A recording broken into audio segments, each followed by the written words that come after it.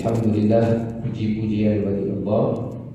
Kita bersyukur hari ini diberikan taufik untuk membacakan ayat Al-Quran, menyebut kalamullah. Mudah-mudahan insya-Allah setiap huruf yang dituturkan, dilafazkan dan disebutkan, mudah-mudahan menjadi timbangan amal soleh semua untuk kita insya-Allah. Sebagaimana yang dirangsangkan oleh baginda Nabi SAW, man qara'a harfan min kitabillah falahu bihi hasanah. Siapa yang baca satu huruf daripada Al-Quran, maka setiap huruf itu dia dapat hasanah, kebaikan.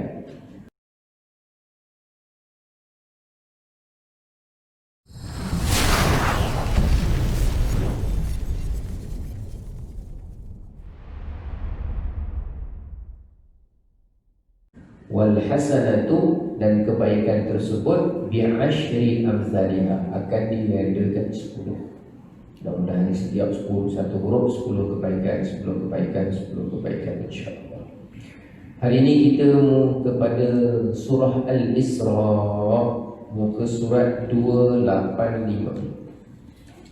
Surah Al-Isra, muka surat 285. Surah Al-Isra, muka surat 285.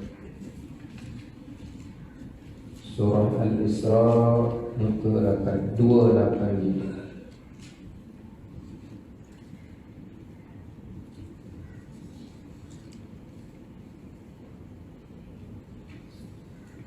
Ayat 28. 285 bagian atas tadi. A'udzu billahi minasy syaithanir rajim. Silakan. A'udzu billahi minasy syaithanir rajim. Bismillahirrahmanirrahim. Bismillahirrahmanirrahim. Wa imma tu'ridanna 'anhum ibtigha'a rahmatin min rabbika tarjuha. Silakan. Wa imma tu'ridanna 'anhum ibtigha'a rahmatin min rabbika tarjuha. Ibtigha'a rahmatin min rabbika tarjuha faqul lahum qawlan maysura. Silakan.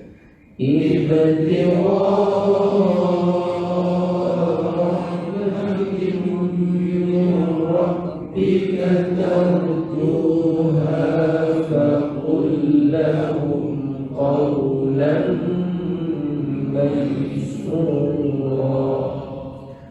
ولا تجعل يدك مغلولة إلى عنقك. ولا تجعل يدك مغلولة إلى عنقك ولا تبسطها كل البسط فتقعد ملوما محسورا. تبسطها كل البسط فتقعد ملوما محسورا. إن ربك يبسط الرزق لمن يشاء ويقدر. ربك يبسط الرزق لمن يشاء innahu kana bi'ibadihi khabiran basira.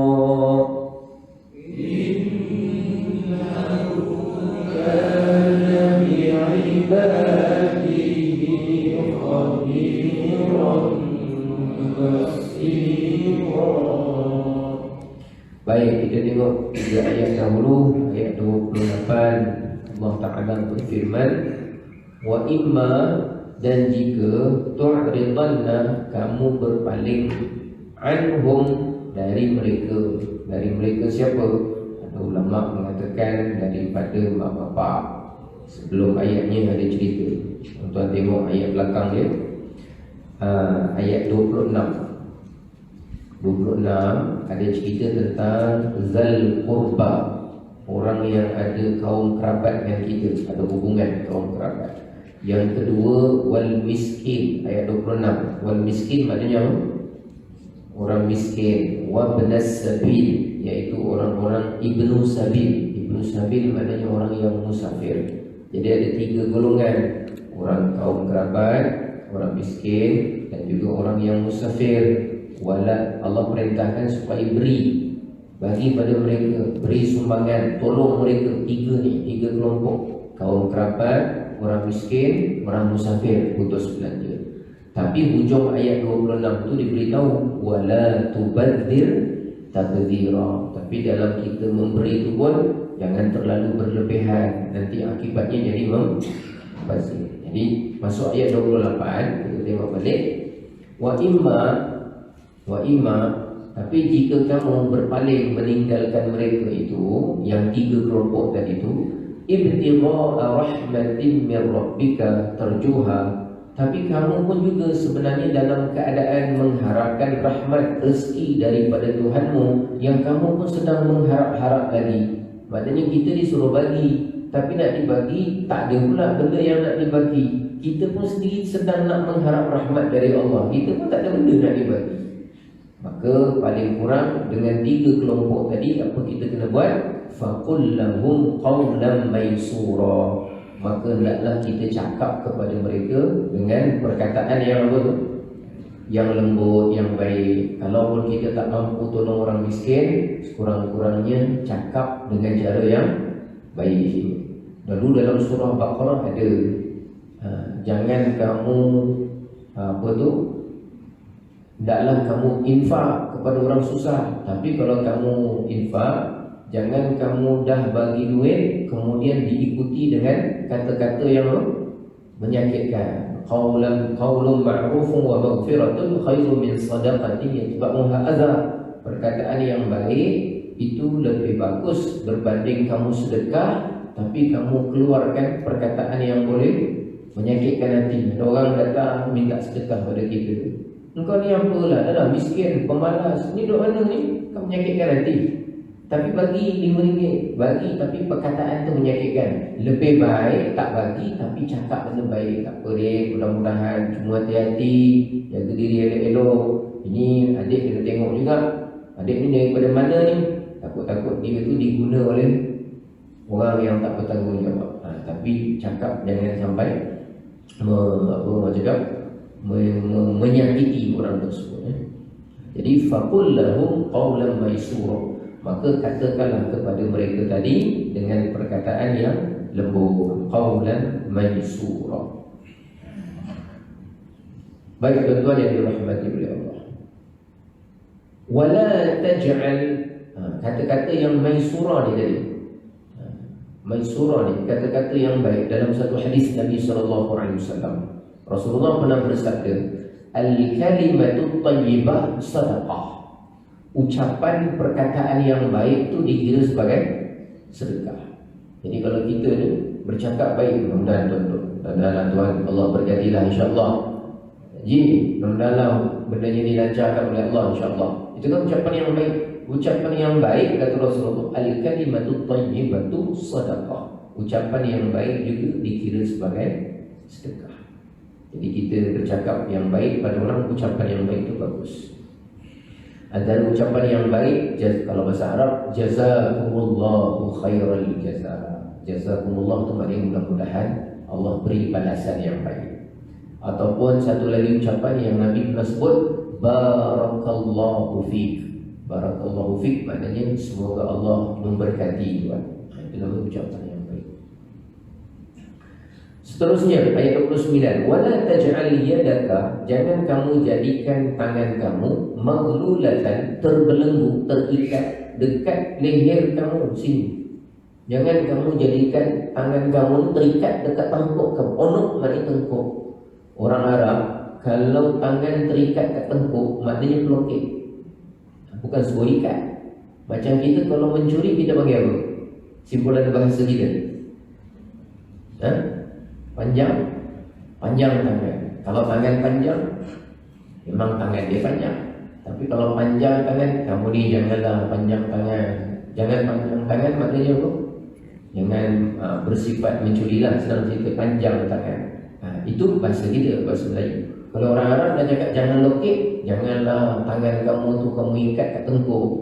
Ikat kat tengkuk maknanya kalau lokek ke dekut. Wala tabsutha kullal basti, tapi jangan pula kamu menghulurkannya pada setiap kali nak beri, kamu beri habis-habisan sampai berlebihan. Fataqauda, itu akan menjadikan kamu dalam keadaan maluman, tercela, dan juga mahsurah, dalam keadaan kamu menyesal. Tercela kenapa? Kerana kedekut. Menyesal kerana apa? Semua habis dibelanjakan, dibagi ke orang semua sekali. Jadi ambil tengah-tengah. Nanti dalam surah Al-Furqan kita akan tengok. Kalau tuan-tuan tengok surah Al-Furqan, wa bataghi baina dzalika sabila. Surah Al-Furqan dia ada tuan, ayat Quran ni yang ke depan, ada kait yang belakang, ada kait yang belakang, ada lagi kait yang belakang, mesti ada. Tuan-tuan tengok sekejap muka surat 365. 365 dia mesti ada hubung kait dengan ayat yang lain, ayat yang lain. Surah Al-Furqan 365. Allah puji macam mana orang yang bersedekah, tak pelokek, pada masa yang sama tak melampau-lampau, habis semua sekali dibagi. Tengah-tengah. Tuan-tuan tengok ayat 67 bawah, surat 365 ayat 67 bawah. Allah puji satu kumpulan hamba Allah, walladzina idza, iaitu orang-orang yang apabila anfaqu maknanya infak. Orang-orang yang apabila mereka berinfak, lam yusrifu, mereka tidak boros habis-habisan sampai benda semua dah tak ada, berlebihan. Walam yaqturu, dan mereka juga taklah kedekut. Kedekut pun tidak, melampau-lampau memberi infak sampai sendiri pun tergadai habis pun tidak. Wakana, tetapi dia baina zalika, di antara dua tersebut, antara berlebihan dengan kedekut, mereka itu qawama maknanya seimbang di pertengahan, tengah-tengah. Jangan kedekut, jangan sampai melampau sangat bagi sampai kita nanti menjadi menyesal. Okey, itu cerita dia di pertengahan. Kembali ke surat 285. Tapi infak mesti selalu diberi, tetapi pada masa yang sama jangan sampai habis harta kita semua sekali dibagi. Kita pun ada keperluan, supaya kamu tidak menjadi maluman, tercela, pada masa yang sama mahsurah, iaitu menyesal kerana tidak memiliki apa-apa. Tapi Allah ingatkan, inna rabbaka, sesungguhnya Tuhanmu, yabsutur rizqa, dia meluaskan, basata maknanya luas ataupun lapangkan rezeki, liman yasha, Allah lapangkan rezeki untuk siapa? Adakah di situ Allah lapangkan rezeki bagi orang yang pandai? Mana ada dalam Quran Allah luaskan rezeki bagi orang yang pandai? Kita suruh anak kita pandai-pandai belajar, dan kalau dengan niat supaya dia tu senang cari rezeki besok, tak payah. Kita suruh dia belajar biar kerana ilmu tu menjaga diri dia, bukan kerana rezeki dia nanti luas. Rezeki luas, Allah bagi rezeki bukan pada orang yang pandai. Ada orang yang langsung tak pandai membaca pun kadang-kadang jadi jutawan kaya-kaya. Kenapa? Sebab Allah bagi rezeki, Allah luaskan rezeki bagi siapa? Allah dah beritahu dalam Quran berulang-ulang kali. Sesungguhnya Tuhanmu akan meluahkan rezeki, melapangkan rezeki liman yasha, bagi sesiapa yang Allah nak lapangkan rezeki dia. Sebab tu kita ni kalau rezekinya lapang, jangan sombong sebab saya pandai, sebab saya tahu, sebab saya mahir, sebab saya punya bakat, sebab saya punya kebolehan, sebab saya punya saya. Tak payah. Kita jangan sombong. Kita ni rezeki kita sebagaimana apa adanya saat ini kerana Allah menghendaki rezeki itu sampai kepada kita. Kalau nak diambil, jawapannya ialah Allah boleh ambil pada bila-bila masa sahaja. Allah lapangkan rezeki, wa yaqdir, Allah juga menyukat dan menyekat rezeki kepada siapa yang Allah kehendaki. Cuma dalam ayat ni nak menunjukkan betapa maha memberi rezekinya Allah, didahulukan, luaskan, kemudian baru sempitkan. Kita tengok, sesungguhnya Allah meluaskan rezeki bagi siapa yang Allah kehendaki dan Allah menyekat. Dia tak sebut sesungguhnya menyekat rezeki kepada siapa Allah kehendaki dan Allah meluaskan. Tak. Tapi dia sebut mana dulu? Meluaskan rezeki dahulu. Kemudian Allah menyekat. Innahu, sesungguhnya Allah kana bi'ibadihi, terhadap hamba-hambanya, khabiran basira, Allah maha mengetahui dan juga maha melihat. Baik, kita teruskan pada ayat yang ke-31 sampai bawah, daripada 28 daripada 29 sampai bawah. Ayat ni, muka surat ni dan ayat dalam surah Al-Isra ni terkenal ayat yang jangan. Semuanya larangan. Semuanya larangan. Kebanyakannya menunjukkan larangan kat sini, kebanyakannya menunjukkan kepada haram, bukan makruh. Kebanyakannya menunjukkan apa? Haram, bukan makruh. Kebanyakan. Baik, kita tengok ayat 31. وَلَا تَقْتُلُوا أَوْلَادَكُمْ خَشْيَةَ إِمْلَاقٍ. Silakan. وَلَا تَقْتُلُوا أَوْلَادَكُمْ خَشْيَةَ إِمْلَاقٍ نَحْنُ نَرْزُقُهُمْ وَإِيَّاكُمْ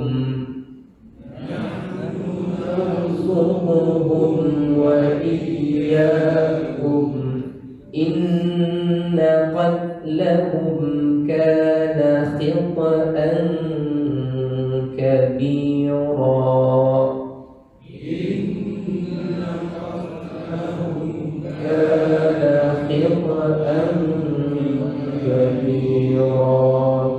وَلَا تَقْرَبُوا الزِّنَا إِنَّهُ كَانَ فَاحِشَةً وَسَاءَ سَبِيلًا.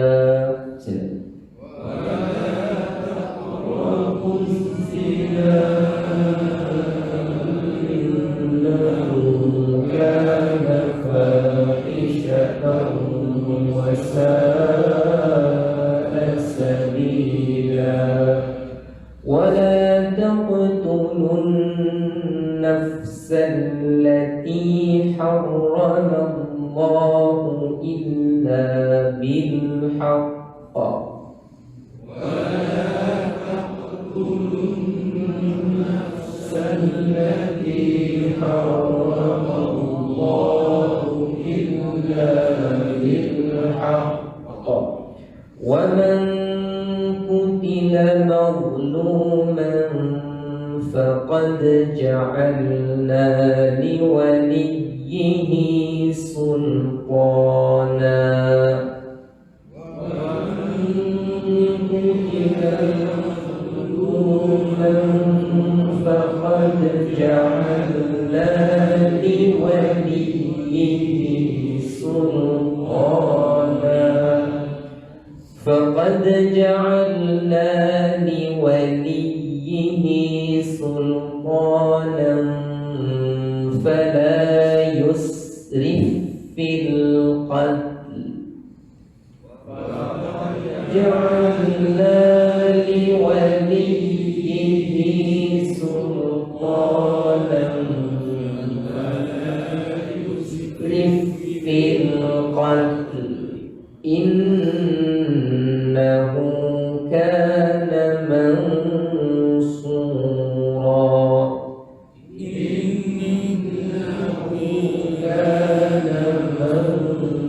الله ولا تقربوا مال اليتيم إلا بالتي هي أحسن حتى يبلغ أشده.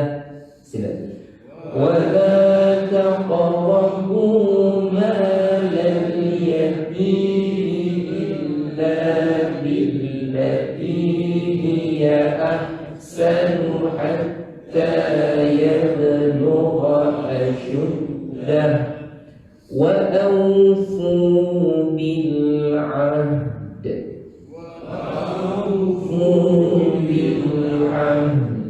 إن العهد كان مسؤولا.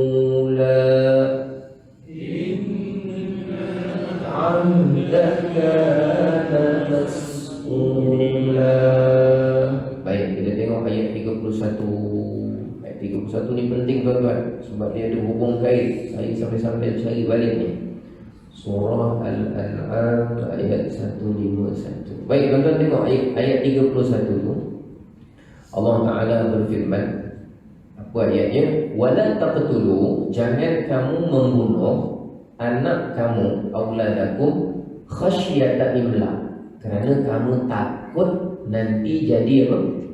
Miskin. Jangan kamu bunuh anak kamu, anak dia lahir, aduh nanti susah lah, akan datang ni miskin. Ada orang bila dapat anak, dia bimbang, besok nanti susah, besok nanti miskin, besok nanti duit tak cukup. Jadi dia bimbang sampai kepada peringkat di zaman dahulu berlaku sampai sanggup apa? Bunuh, kerana takut jadi apa? Jadi miskin. Padahal ke atas Allah dah beritahu, Allah akan luaskan rezeki bagi siapa? Allah kehendaki rezeki. Setiap anak yang lahir tu masing-masing sudah ditentukan apa? Mungkin lebih susah, tapi itu rezekinya. Mungkin lebih senang, itu rezekinya. Yang penting setiap orang yang lahir ada dia punya rezeki. Banyak sikit itu urusan Allah, tapi urusan rezeki serah kepada Allah. Tapi ada rezekinya. Tapi diingatkan, jangan sampai kepada peringkat nak membunuh ataupun rasa macam nak dilenyapkan budaknya. Walau taqtulu auladakum khasyata imlaq, kerana takut jadi miskin. Okey, kita anak. Okey, ada orang dia bunuh anak dia takut akan datang jadi miskin. Bila takut akan datang, takut pasal anak ni nanti akan datang. Jadi bila kita dibagi rezeki, ada orang dia bunuh anak dia kerana apa? Dia contoh anak, dia takut akan datang dia jadi miskin dengan sebab ni. Lalu Allah Ta'ala beritahu, kamu takut akan datang, nahnu narzuquhum, kamilah yang beri rezeki kepada mereka. Mereka tu siapa? Anak tadi. Kami yang beri rezeki kepada mereka, wa iyyakum, dan kepada kamu. Jadi kalau kita ada orang bunuh anak dengan sebab takut akan datang jadi miskin, Allah Ta'ala ingatkan, kalau kamu takut kan benda akan datang. Akan datang anak kamu, rezeki dia kami yang bagi, rezeki kamu pun kami juga yang bagi. Tapi ada ayat terbalik. Tuan-tuan tengok muka surat muka surat 148.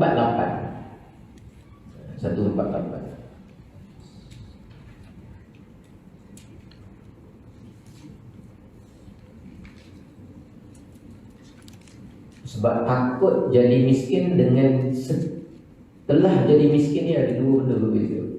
Ada orang bunuh anak sebab dia sekarang miskin. Ada orang bunuh anak sebab takut akan datang jadi miskin. Okey.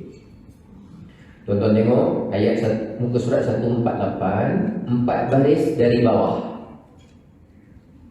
Muka surat ni juga tak? 148, 4 baris dari bawah. Mudah-mudahan cukup. 148 muka surat ayat 151, 4 baris di bawah. Ada tak ayatnya wabil walidaini ihsana? Ada sebelah dia wala taqtulu, jangan kamu bunuh auladakum, jangan kamu bunuh anak kamu min imlaq, kerana kamu sedang miskin.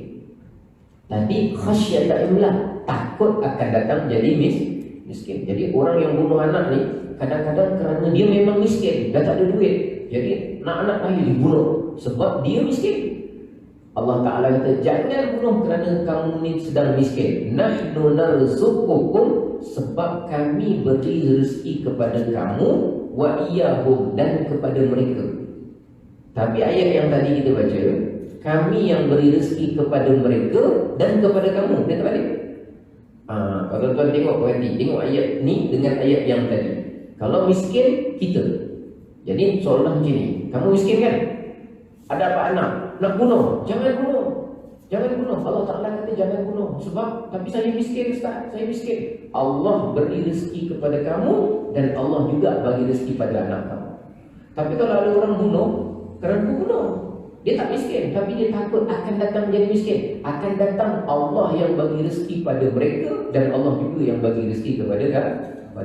Jadi beza antara orang yang takut miskin, takut jadi miskin, ataupun orang yang membunuh anak kerana memang sekarang ni dia adalah orang yang miskin. Dua benda berbeza. Allah Ta'ala dahulukan yang mana, mereka ke kamu, kamu ke mereka. Kalau kamu kata kamu miskin, Allah Ta'ala beritahu dia bagi rezeki pada kamu, dia bagi rezeki pada anak kamu. Tapi saya takutlah nanti akan datang sebab anak ni kami jadi miskin. Tak payah bimbang, Allah bagi rezeki pada anak kamu, Allah juga bagi rezeki pada kamu. Jadi susunan itu berbeza, tengok kepada kenapa dia membunuh anak pada ketika itu. Baik, kembali ke surat 285 kita. Inna qatlahum kana khita'an kabira, sesungguhnya membunuh anak itu termasuk dalam kategori dosa yang amat besar. Khita'an kabira, dosa besar. Kemudian ayat 32, ni semua jangan larangan. Wala taqrabuz zina, janganlah kamu mendekati apa tu? Zina. Bukan jangan berzina. Berzina pula kira dosa besar. Jangan mendekati zina. SMS ke, cakap manja-manja ke, mengurat ke, telefon ke, sweet ke, jangan mendekati. Bukan jangan berzina. Jangan berzina ada satu hal, memang jangan berzina.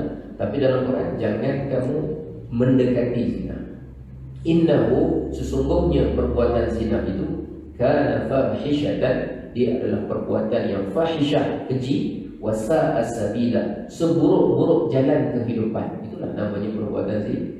Merosakkan keturunan, menghancurkan institusi kekeluargaan, dan juga menggoncang keamanan masyarakat. Itu namanya perbuatan zina. Ada satu perbuatan zina berlaku dalam masyarakat, masyarakat itu akan jadi porak-poranda, akan jadi hancur, akan jadi masalah.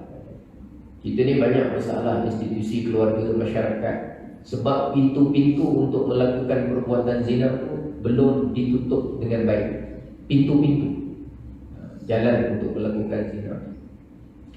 Mudah-mudahan Allah pelihara zuriat keturunan kita insya-Allah daripada perbuatan zina.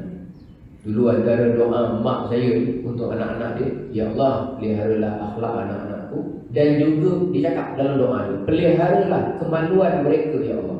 Mak saya sebut. Mak saya dulu dia sebut. Dia sendiri cerita dengan saya dari dulu, dia sebut, peliharalah kemaluan anak-anakku ya Allah daripada melakukan zina. Dia sebut perkataan kemaluan dalam doa dia. Dengan adik-adik lain saya tak tahulah dia cerita tak cerita, tapi dengan saya dia cerita.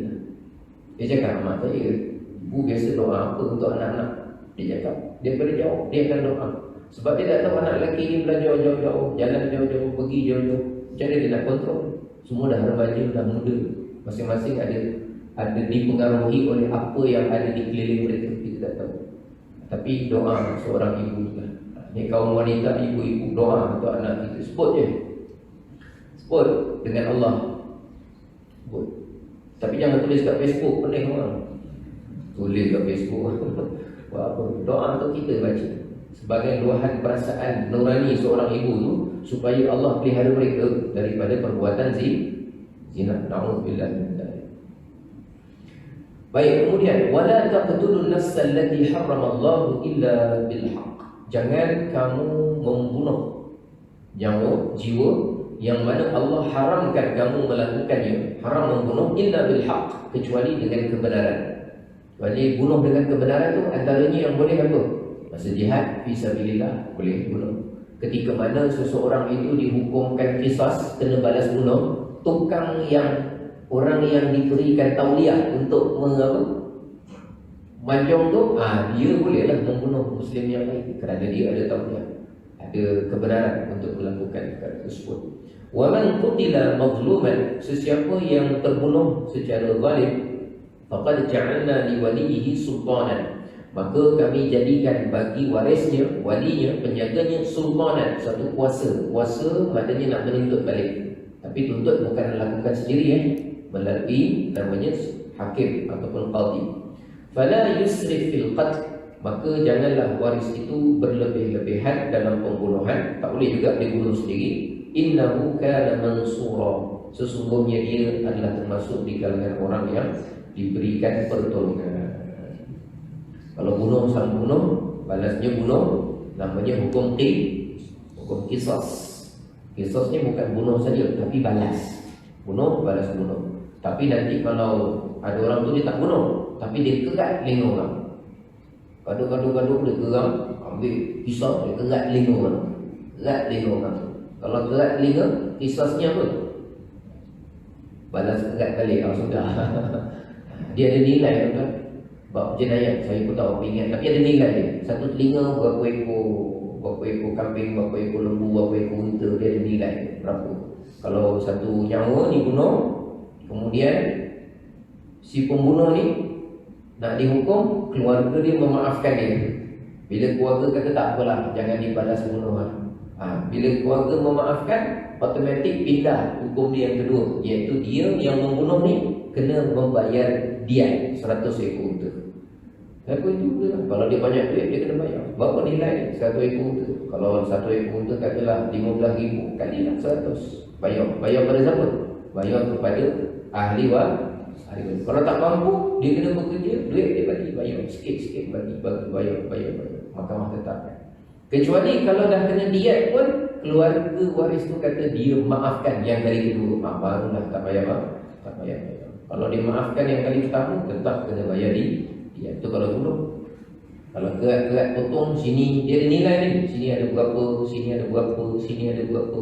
Dalam bab jenayah dia ada nilai dia. Potong sini ada berapa nilai, kena bayar berapa ekor unta. Sini berapa, sini berapa. Macam tu. Yang penting tidak boleh melakukan pembunuhan tanpa hak. Ayat 24. Wala taqrabu malal yatim, janganlah kamu mendekati harta anak yatim, illa, kecuali billati hi ahsan, kecuali dengan cara yang lebih baik, bermanfaat untuk anak yatim. Hatta, sampai bila kita dilarang ambil harta anak yatim dan boleh guna sekadar keperluan yang baik saja. Hatta yablugha asyuddah, sampailah anak yatim itu mencapai usia dewasa. Asyuddah ni ada tafsir ulama. Maksud dewasa tu berapa tahun? Dia tak cakap berapa tahun, tapi ulama tafsir yang tafsirkan, ulama fiqah yang mentafsirkan bahawa sekira-kira dia tu ada kematangan dapat urus harta dia sendiri. Kita kena test. Orang yang pegang harta anak yatim ni, dia kena test, uji anak yatim ni. Kalau bagi ni duit, dia buat apa? Bagi raya saja je, hari raya bagi dia. Duit dia kan, kita simpankan, bagi dia 3,000 bagi. Kita tengok dia. Sekejap lagi 3,000, dia beli handphone yang harga 3,300. Ya Allah, kita suruh dia beli keperluan hari raya, beli apa-apa. Rupanya dia siap tambah lagi sikit. Dia minta orang hanya semata-mata sebiji handphone yang terlalu mahal dia beli. Maknanya otak dia fikir hanya kesenangan, kehiburan. Bukan salah handphone. Kalau orang 7 tahun dia nak beli handphone 8,000, suka hati dia lah duit dia.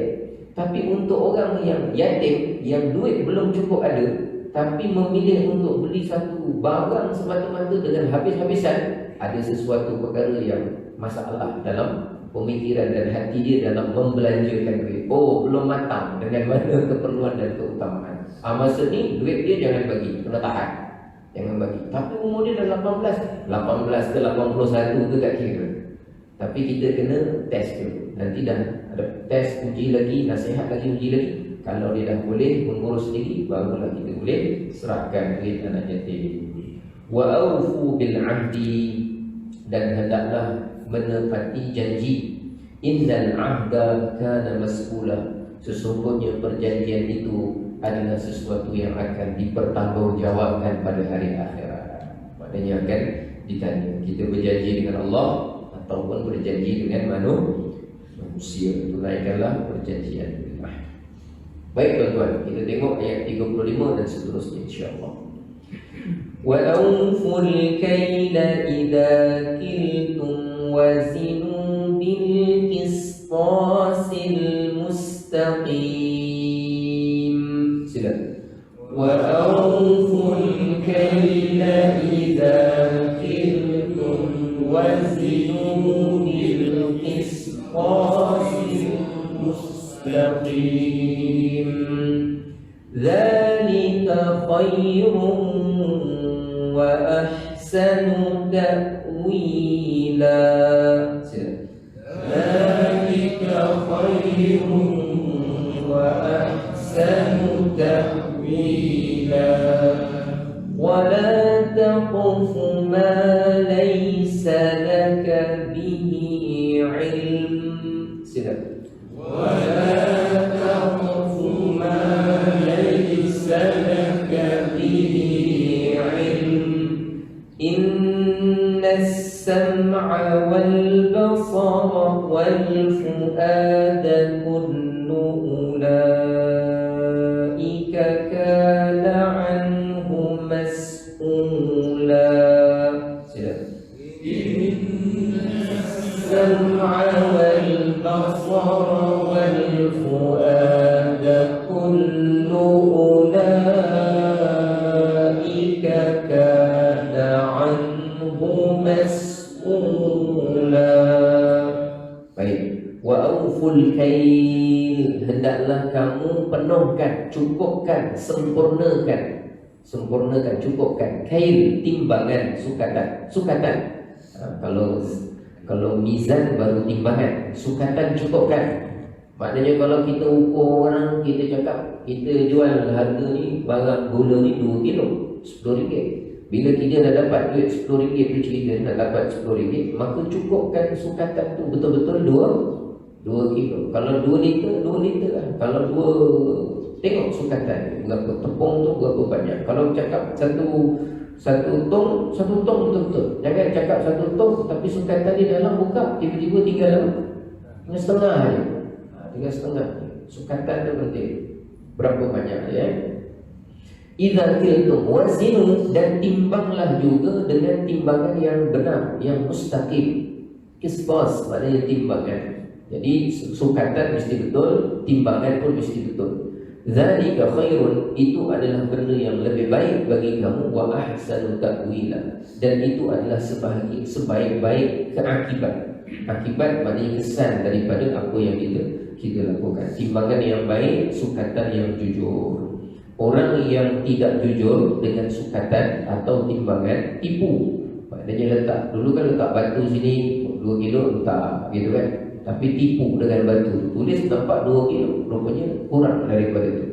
Kalau menipu dipanggil dalam bahasa Arab, orang yang menipu itu dipanggil mutaffifin.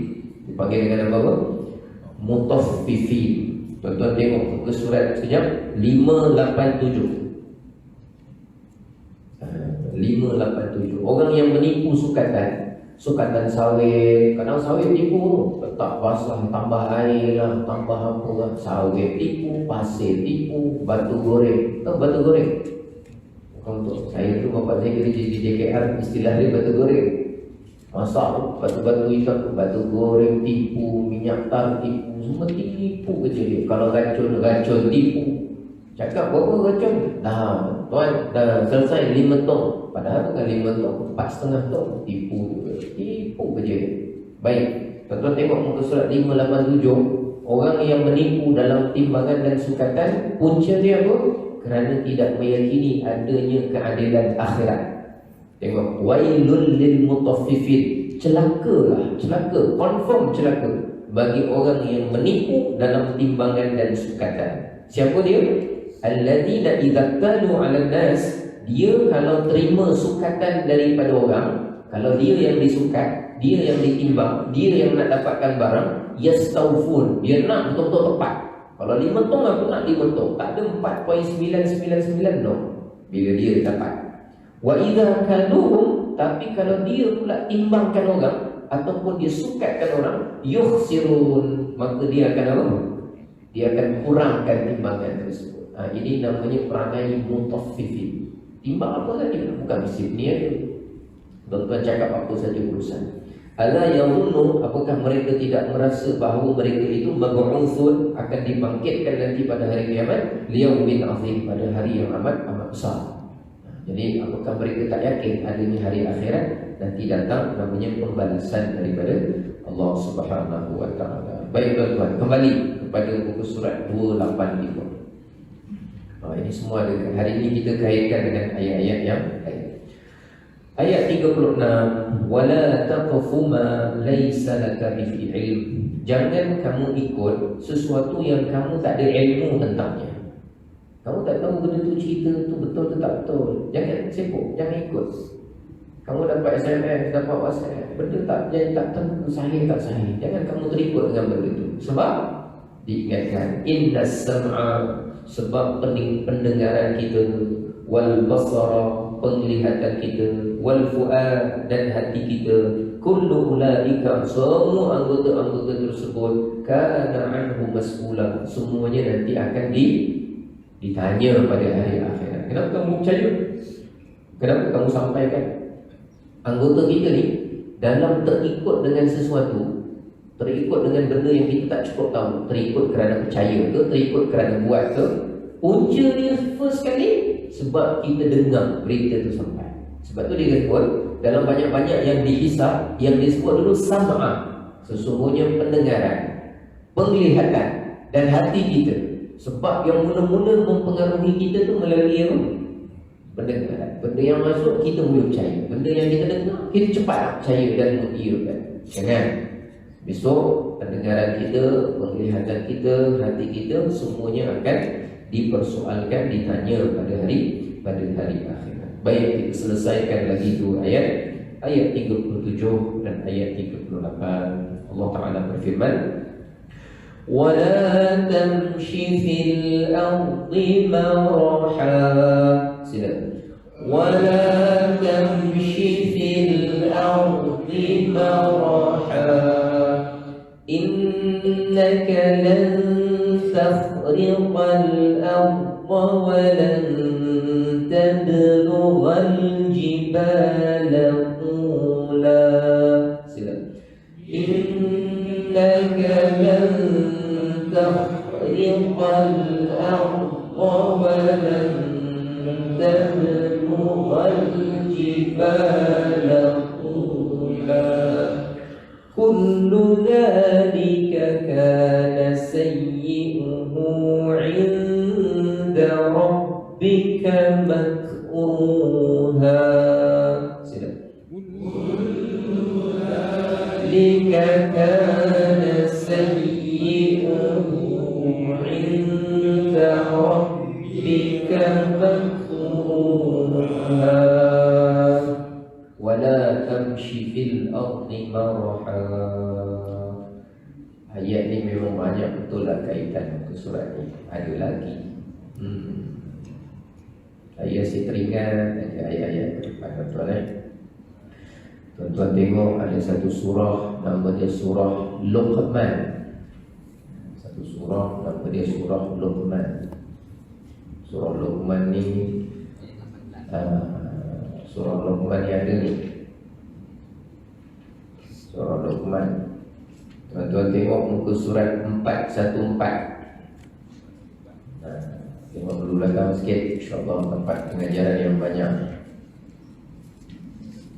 Surah Luqman 414. 412. Dalam surah Isra ni larangannya semua ada kaitan dengan ayat-ayat lain. Kebanyakannya ada. 412 juga. Ayat 18. Wala tusa'ir, bawah. Wala tusa'ir khaddaka linnas. Jangan kamu palingkan pipi kamu. Khaddun. Khaddun namanya pipi. Mikhaddun bantal. Alat mempipikan diri. Mikhaddun. Jangan kamu palingkan pipi kamu dari manusia. Bukan tak boleh paling, tapi maknanya kalau ada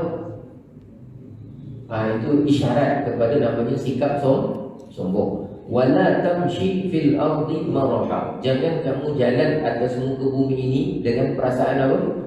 Perasaan sombong tu wala tamshi fil ardi maraha. Sama dengan ayat tadi kan. Wala tamshi, tuan-tuan balik tengok muka surat tadi 285, wala tamshi fil ardi maraha. Sama. Kamu jangan jalan di atas muka bumi ini dengan perasaan sombong. Kenapa? Innaka lan takhriqal arda. Kamu tu bukannya boleh pun nak jalan tembus bumi, bukannya terror pun. Kalau nak ikutkan, tak payah sombonglah. Walan tablughal jibala tula. Kamu pun tak dapat nak mencapai semua gunung-gunung yang tinggi. Bukan kamu boleh sampai dan boleh tawan semua gunung-gunung. Bukan boleh pun. Jadi gunung dengan bumi yang sekecil itu pun kamu tak boleh settlekan sendiri dengan kekuatan kamu. Jadi janganlah jalan di atas muka bumi itu dengan perasaan sombong. Jadi semua diingatkan. Lalu penutup pada ayat 38, kullu dzalika, semua larangan-larangan ini, kana sayyi'uhu, keburukan yang ada pada dia, baik bunuh orang, baik berzina, baik tipu dalam timbangan, baik yang namanya tadi apa tu, jalan dalam keadaan sombong, ataupun membunuh anak kerana takut miskin. Semua kejahatan keburukannya inda rabbika makruha, ia benar-benar di sisi Allah termasuk dalam kategori yang sangat dibenci oleh Allah Subhanahu wa taala. Sebab itu orang yang berzina, buat perbuatan ni, memang dia dibenci oleh Allah. Dia dibenci Allah sebab daripada perbuatan, terutama orang yang berzina. Berzina, kalau orang yang berzina yang sudah berkahwin tapi berzina, itu kan masuk dalam kategori benda hidup yang tak dihormati. Contoh kenapa dalam fiqh benda hidup tak dihormati? Saya ada air. Air ni cukup untuk saya wudu. Air tengah tak ada ni. Air tengah cukup untuk saya wudu. Baik, keutamaan bila saya haus dengan nak wudu, air tak ada. Air sikit je. Antara nak minum dengan wudu, antara nak minum dengan wudu. Bila dalam keadaan begitu, saya kena utamakan yang mana? Minum ke wudu? Minum. Kena utamakan minum. Sebab wudu boleh diganti dengan apa tadi? Tayamum bila cukup syarat. Okey, sekarang saya dah wudu, dah settle. Tiba-tiba ada orang haus. Air ni nak bagi orang yang haus ke nak bagi saya berwudu? Saya tak haus, tinggal nak wudu je. Saya nak guna untuk wudu. Tapi ada orang yang haus, nak utamakan mana? Orang yang haus ke saya wudu? Kena tengok dia ni dihormati ke tak dihormati. Benda hidup, orang ke ataupun ada binatang haus, nak utamakan mana? Kata ulama tengok. Kalau dia kafir harbi, orang kafir yang orang Islam, bukan orang kafir yang ada dalam negara kita ni, yang yang dia tak payah, biar dia haus, kita sampai tumbang kotak ni. Yang kedua, kalau dia tu khinzir, babi haus, babi tu kata aku haus ni. Babi itu kata haus. Antara babi dengan kita wudu, mana nak utama? Utamakan wudu. Dia kategori binatang, benda hidup yang tidak dihormati. Ya. Contoh, ada 6. Yang ketiga, namanya anjing liar. Bukan anjing peliharaan. Kalau kita ada jiran, semua tak ada air, jiran anjing tu dah julil kita. Dia haus. Tuan-tuan kena bagi anjing tu. Sebab dia bukan anjing liar, anjing peliharaan. Bagi dia minum, kita tayamum. Tapi kalau anjing liar, dia tidak dihormati, biarkan dia tak minum, kita utamakan apa? Wudu. Tapi 6 kategori yang tak dihormati ni, khinzir, anjing liar, kafir harbi, cuma salah satu daripadanya tuan-tuan tahu, orang yang tak semayang. Rupanya orang tak semayang masuk dalam kategori yang tak dihormati. Maknanya kalau ada orang tak semayang, kita ada air, aku nak wudu ke nak bagi dia minum? Nak wudu ke nak bagi minum? Kalau dia jenis tak semayang, jawapan dia kita minum. Kita ambil wudu. Jangan bagi dia minum. Sebab dia masuk dalam kategori fiqh, dia tu tidak dihormati. Orang tak semayang. Salah satu daripadanya ialah orang yang berzina. Tak ada kehormatan. Dan dia tu yang mahal tu masuk dalam senarai sama geng dengan babi yang tak tahan. Dalam fiqh disebut 6 benda hidup yang tak dihormati. Ketika kita nak dalam bab tayamum, nak utamakan air yang terhad tu, nak utamakan siapa? Dalam kategori itu, yang meninggalkan solat, yang pernah dah berkahwin tapi melakukan zina, termasuk juga tadi khinzir sama kategori. Betul. Tapi kalau tuan-tuan jumpa orang tak semayang, jangan panggil dia babi. awak ni dengan babi satu gerumah. Janganlah cakap macam itu. Tapi secara fiqh dalam nak mengutamakan tayamum tu dalam grup yang sama, 6 kali. InsyaAllah nanti kalau sampai masa kita cerita sikit tentang perkara tersebut, mudah-mudahan kita dapat sentuhlah tentang 6 kumpulan yang tidak dihormati ya. Baik tuan-tuan, alhamdulillah kita selesai pada ayat 38.